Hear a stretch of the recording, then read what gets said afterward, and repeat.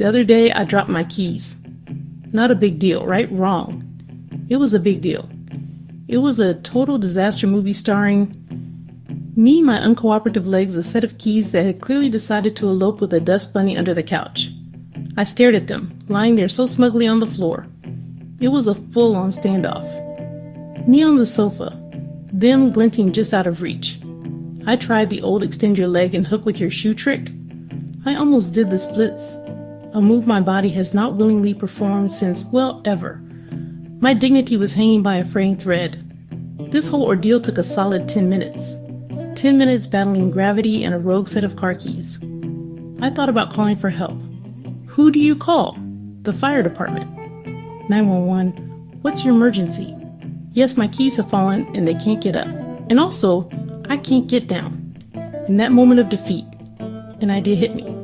I needed a sidekick. A furry, four-legged minion to do my bidding. The problem is, I have multiple sclerosis.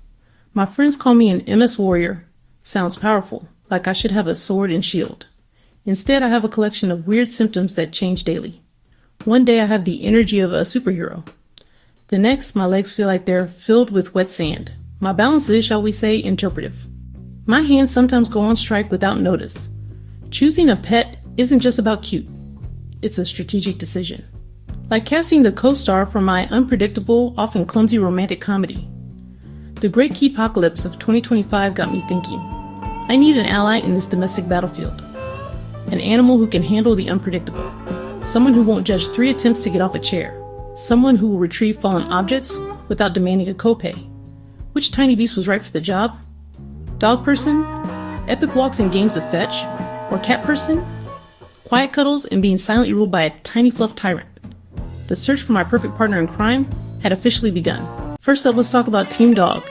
The appeal is obvious. Dogs are loyal. Dogs are enthusiastic. Basically your own personal cheerleading squad. They look at you like you just discovered fire every time you open a bag of chips. A dog would, in theory, be amazing for my MS. Forced exercise. A reason to get up and go outside even when my body is screaming. But the couch is so soft and Netflix just added a new season of that baking show. A dog could be trained to pick up my traitorous keys. He could be a furry, walking cane that licks your face. It all sounds so perfect, like a Hallmark movie waiting to happen. On the other hand, dogs are a lot of work. Like, a lot. They need walks. Multiple walks. In the rain. In the snow. On days when my fatigue is so bad that walking to the kitchen feels like climbing Mount Everest. What happens when I'm having a bad balanced day and the dog sees a squirrel? Am I going to be dragged down the street like a water skier who has lost her skis? And the energy. Puppies have the energy of 1,000 suns. I have the energy of a single flickering 40-watt light bulb on a good day. It seems like a potential mismatch of epic proportions. Then we have Team Cat. Cats are the queens of low-maintenance living. They are independent. They don't need walks. They have a litter box, which is both a blessing and a curse. A cat is basically a living, purring, weighted blanket. Imagine this. You're having a bad day. Your legs are tingling, you're exhausted, and you feel defeated. Suddenly, a warm, fuzzy creature curls up on your lap and starts to vibrate with contentment. It's like a tiny, furry therapy machine. No walks, no barking. Just quiet, comforting companionship. The perfect companion for a low-energy day. I borrowed my sister's cat, a sleek black creature named Luna, who carried herself with the regal air of a tiny, furry Cleopatra. She took one look at my apartment, one look at me, and immediately hid under the bed for 3 hours. This was not the instant therapy session I had envisioned. I tried to lure her out with treats. I dangled a feathery toy. Nothing.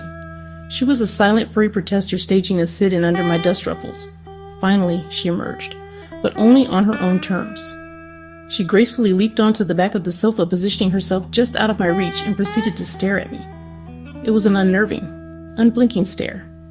That evening, as I was settled on the couch with a cup of tea, trying to ignore the pins and needles in my feet, Luna made her move. She hopped silently onto the cushion next to me, circled 3 times, and then curled up directly on my lap. A low rumbling purr started, vibrating through my whole body. It was incredible. It was like a spa treatment I didn't have to book in advance. So, after my week of intensive, highly scientific pet research, what's the verdict? Dog or cat? Honestly, I'm more confused than ever. The dog was a walking disaster zone, a furry agent of chaos who turned my life upside down.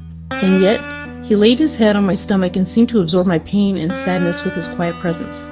The cat, on the other hand, was a perfect lady, quiet, self-sufficient, purr therapy sessions on demand, completely useless in a key-dropping emergency.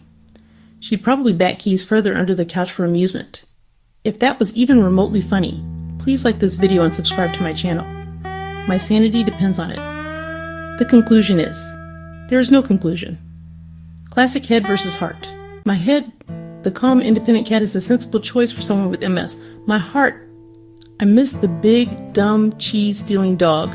The perfect pet would be a mythical cog.